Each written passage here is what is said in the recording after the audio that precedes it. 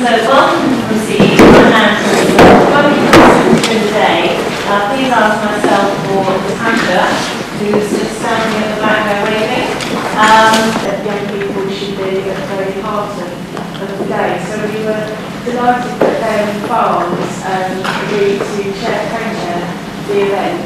And then when he's not busy studying all his A-levels, he's involved in management work, which is really about advocating for children's involvement and wider and the wellbeing issues. So Ben is a member of our Young NCD network, National Children's Bureau.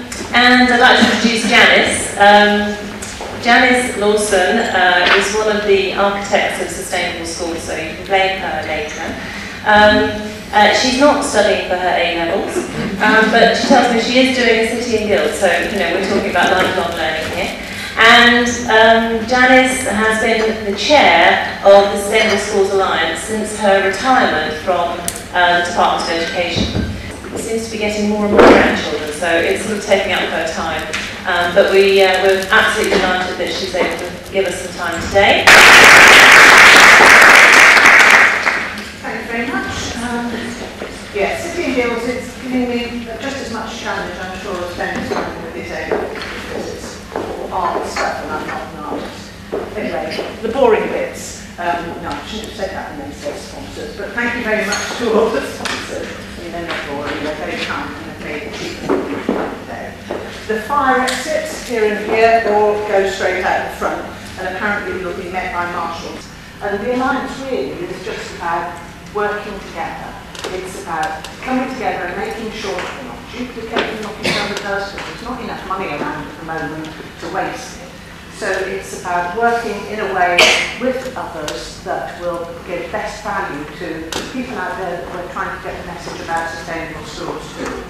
It's 2 years now since the change of government, and I'm going to be tactful about this, isn't it?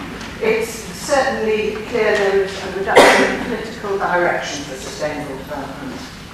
Although sustainable development and sustainable schools, the Alliance, were endorsed in the Natural Environment White Paper, and the SSA has had nice letters from ministers saying how important it is that people work together and so on.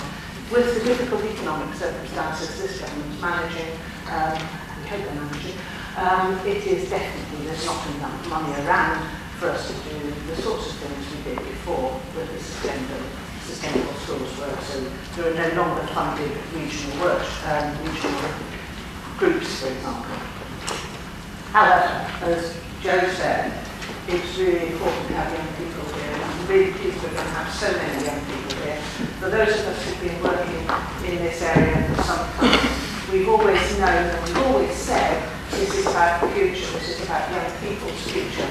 But I think we sometimes think we know the answer and we just need to tell them. But today is about us listening to what they've got to say, coming away with messages from young people that we can help them to put into effect. So I think I'll hand over now to Ben, who will give you a nice, energetic and young person view of the world.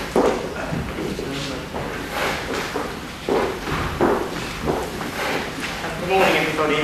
I was naturally very pleased to be asked to co-chair this Janice, because as Janice has already said, it's really important to try and get young people on board and to get young people participating. And I think today is all about trying to go away and discussing issues surrounding sustainable development.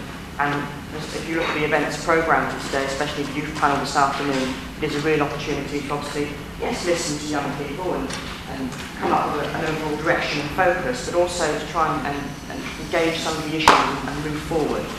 So I'm not going to talk too much about myself. Joe gave me a lovely introduction, but I am going to hand you over now to our first speaker, who is Peter Duncan. Now, unfortunately, I'm too young to remember Peter's role as Peter. That makes me feel very good.